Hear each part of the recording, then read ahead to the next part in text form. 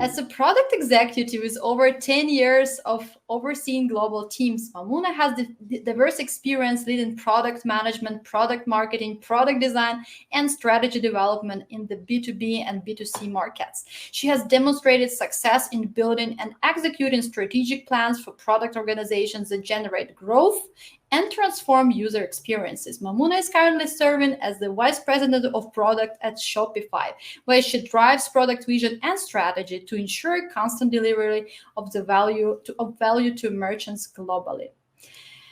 And today she's going to share her journey and the lessons learned along the way. Hi, Mamuna, and welcome. Thank you so much. Happy to be here. And happy to have you with us. We can see your slide now, and I will leave the stage to you, and we'll be back to the Q&A part at the end of your talk. Thank you so much. So thank you, everyone. I'm excited to be here. I'm excited to be talking to you about my journey to where I am today and some of the lessons I've learned along the way. I first want to note that my journey and your journey will always be completely different. So don't feel like because I did something and you haven't, you won't get to where you want to be. So first, I want to start by talking a bit about my actual path. My path was definitely a less traditional one, which seems to be the case for most in product. To start, personally, I'm a child of immigrant parents from Nigeria, so I'm also a Navy brat. Spent the majority of my formative years in Egypt, Indonesia, Southeast Asia, came back to the US for university where I got my BA in biology, a minor in French International Studies at George Mason. So growing up, I always wanted to be a doctor. I should really reiterate that I am a first-generation American with strong connection to my Nigerian roots. So the normal expectation is that you'll grow up and to be a doctor, a lawyer, something with a fancy acronym behind your name. I worked for a while as a lab tech at a hospital in Maryland while I studied for my MCATs. After the MCATs, I got into a few schools before I decided that I did not want to become a doctor. My parents and folks around me were not too thrilled, as you can imagine. So it took a lot for me to reflect and realize that this wasn't actually my dream and that I wanted to go out and spread my wings. So I did not have a backup plan. And honestly, I lived in a state of panic. More on this a little later. I decided to leverage my international background and work at the State Department while I figured out what I wanted to do. Because I am truly that child of an immigrant. I also held a night job at Fairfax County, running evening programs for at-risk youth at a couple of community centers. So about a year into working at the State Department, I applied for a role as a technical analyst at a company called Association of International Automakers, which is now Global Automakers. And I saw this as an opportunity to leverage my science background as well as interest in cars. I worked here for a little over 4 years. And it was just such a wonderful experience. That team quickly turned into family. They taught me how to interact in a professional setting. I grew into a large remit of responsibility where I could really just figure out my own approaches, develop my own skills. I traveled, I spoke on behalf of members. But, as I grew in the space, I knew that I wanted to really stretch and grow into new opportunities. And so I stuck my head out to look for new spaces to move into, which is what set me along my product track. So So Bloomberg LP at the time had launched a new vertical in DC called Bloomberg Government, and they were looking for new experts to come in from the transportation policy space and lead the development of this new product as a PM. I was excited. I had no idea what it meant, but I was excited. So I started the role in 2010 with my transportation expertise and none of the product knowledge. At times it was really challenging not knowing anything about product, but the balance of knowing everything about transportation was nice. I upskilled in product. I managed and launched a beta. I managed a group of analysts to produce content. I conducted user studies and built out their first mobile application. And I also was doing my MBA at the same time while I was in this role. So after about 3 or 4 years, I realized that I wanted to step outside the Bloomberg remit and experience all that product had to offer. So I applied for a role at Silicon Beach, which is in California, at a company called Zephyr.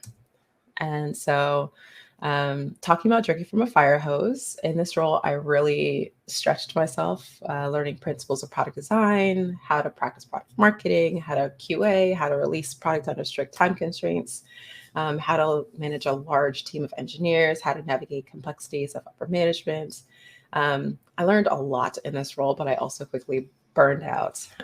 So I stuck my head up again, and I had always wanted to live in New York.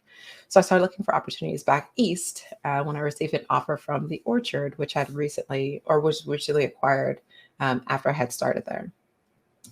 So this definitely was the point in my career where my trajectory took off. I had come on board as a senior PM and worked my way into a director of product design role, and then to a VP of product design, and a product marketing role, just by creating some new departments. And I can go more into that later. But the reason really I was able to move up the way I did was because I saw opportunities to mature not only the product, but product thinking.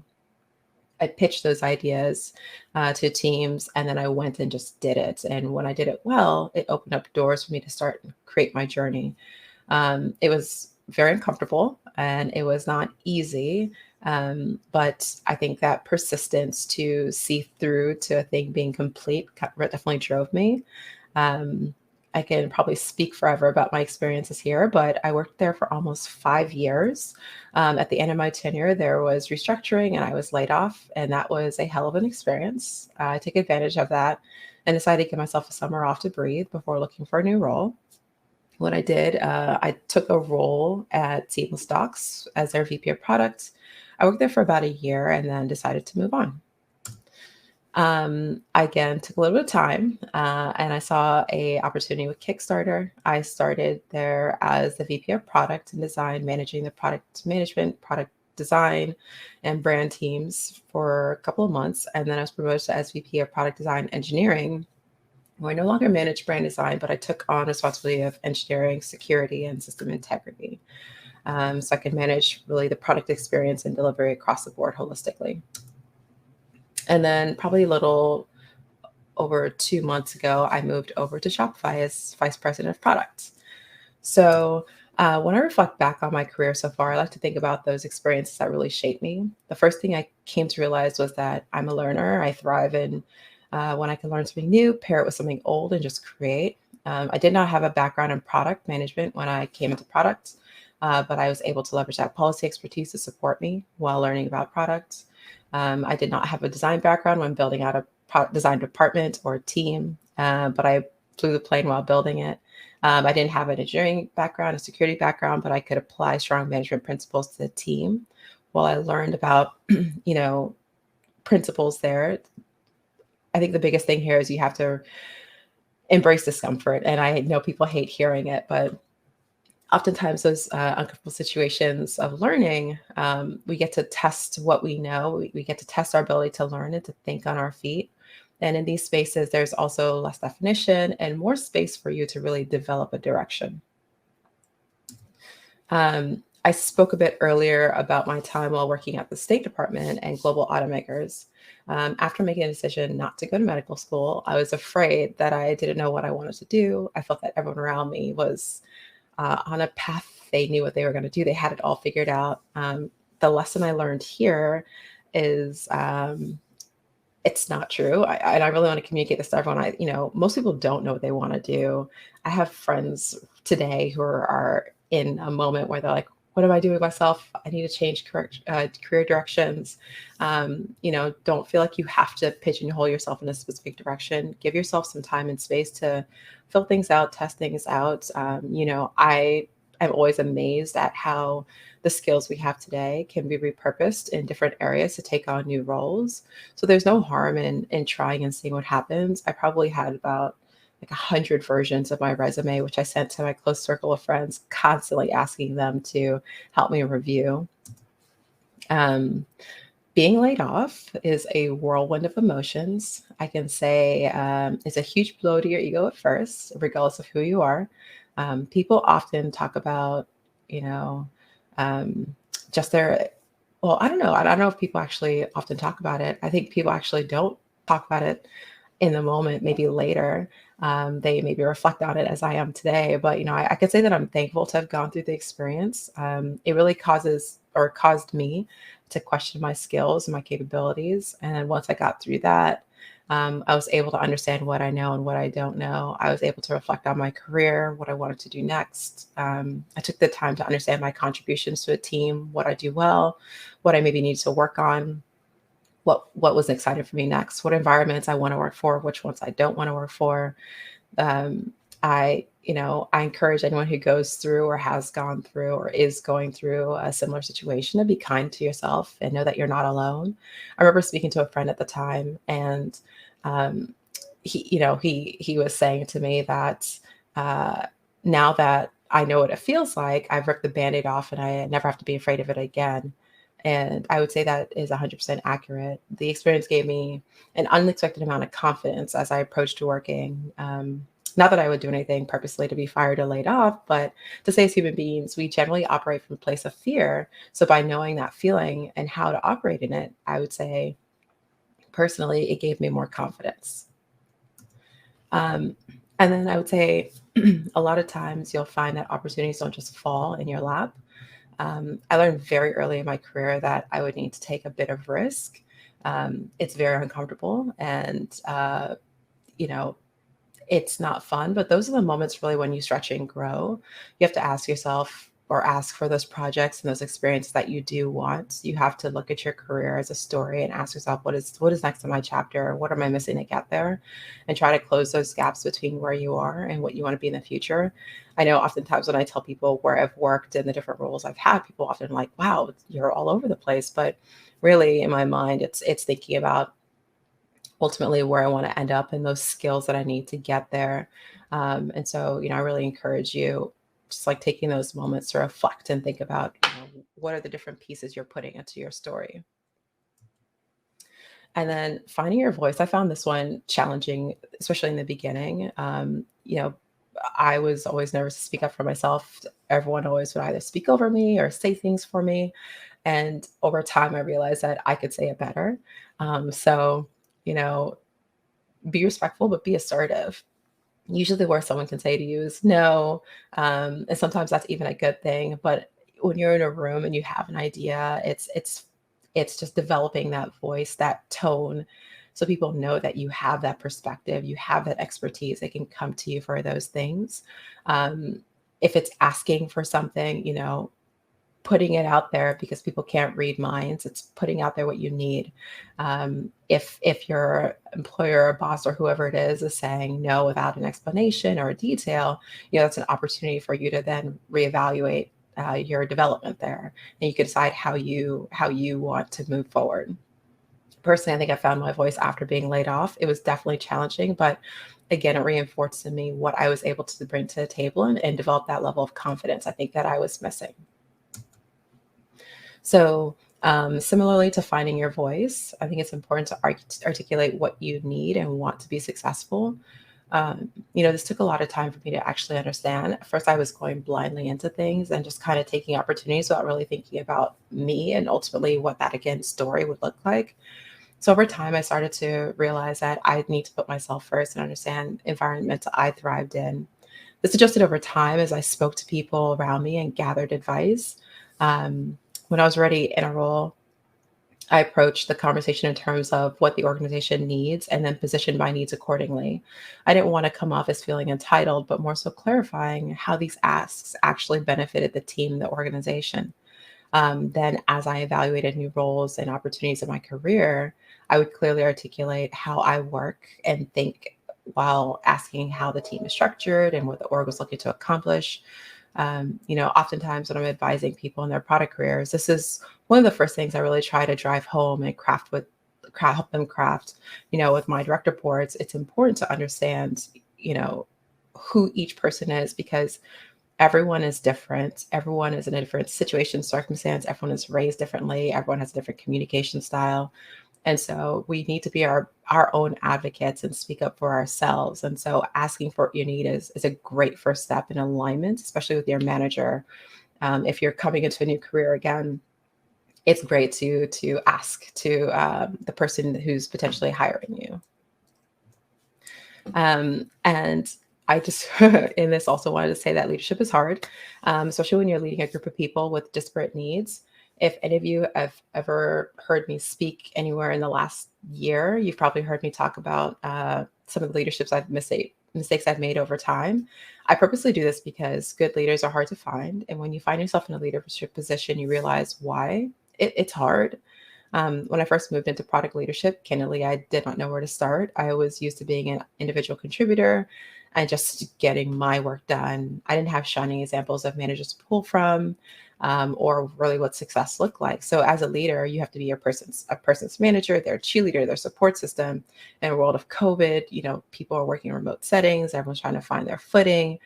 You have to think about how you communicate and show up to spaces to determine someone's trust in a direction that you're trying to move everyone in. So I take being a leader very seriously because you impact people with your words, with your actions. And, I think personally, the lessons I've learned here is to be humble, admit when you're wrong, ask for help and feedback, and really try to connect with people on that human level. So again, once you're in that leadership role or in any role where you can influence others, you really want to make sure that you take time to pull others forward. And personally, I know it's hard because of my inbox probably on LinkedIn probably has about 100 new messages a week. But so you have to find your own way in scalable ways, especially as women. We owe it to those behind us to create those spaces for them to follow. And I would say, there are different ways to do it. I encourage you to find whatever way works for you. Sometimes it's as simple as getting in front of a group like I am today and sharing your own experiences so that others can learn from them. So as I wrap up today, I want to first say thank you for listening in. I hope that you were able to take something away from what I said today. If not anything, a quick moment of reflection on where you are today and where you want to go in the future. For those experiences you've already taken in and you've already had, take a moment to yourself and ask what's next in your story. Thank you.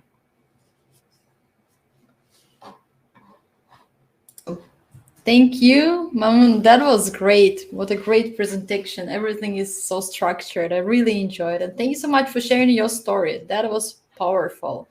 And you shared many times like no product background, no backup plan. But then you shared such points like you need to ask for what you want, right? Even if you don't have all the things figured out. And that's like totally okay. And I really love that about your story and about your journey. And it's so inspiring because very often women tend to doubt themselves when they don't have the necessary education, background, experience, whatever not. And they think that they're not good enough. And what you're showing is by asking for what you want, asking different people, and just reaching out and just taking that opportunities, you actually can get what you want. And you are a true role model for all of us. And people are thanking you in the chat. They're saying very inspiring. And there are many questions are in the chat. And let's take some of them. There is one from Sarah.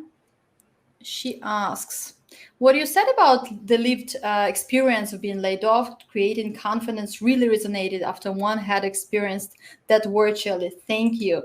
That was not a question, but a comment in my previous screen that looked like a question. And there is a question from Rina. Rina's question is, did you have any failures and what did you learn from it? 100%.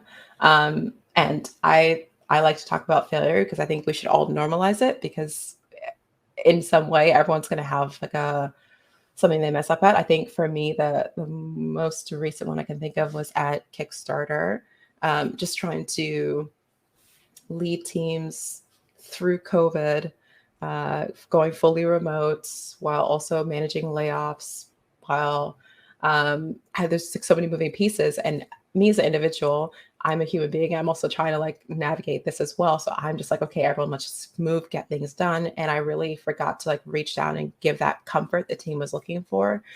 And I think over a month, I started to see the team really fracturing. And it really took like people offering me feedback to say, hey, you're not doing this right, or here are some opportunities. I'm thankful that I have people around me who feel comfortable sharing and give me that feedback, because I think that personally was a failure, because I didn't see it. I was just like, okay, we just have to get this done. And I was just very single-minded. So in that moment, it taught me to really slow down, connect with individuals, think about how I scaled communications. I was not doing a good job of scaling communications, building stronger balance across my manager team. So I think the biggest thing is scaling communications, and that human connection as a leader was one of the bigger areas. And I appreciate the compliment on my shirt. Thank you. Thank you so much. I really love your point about normalizing failure. That should be the case already. Thank you so much, Mamuna. Thank you for joining us today. I really enjoyed your talk. Thanks for taking some questions from the audience, and stay with us for the one-on-one network. And I'm sure many people would like to connect with you and to learn from you personally. Thank you so Thank you much. so much. Thank you for having me. I appreciate it. Our pleasure. Thank you. Bye-bye.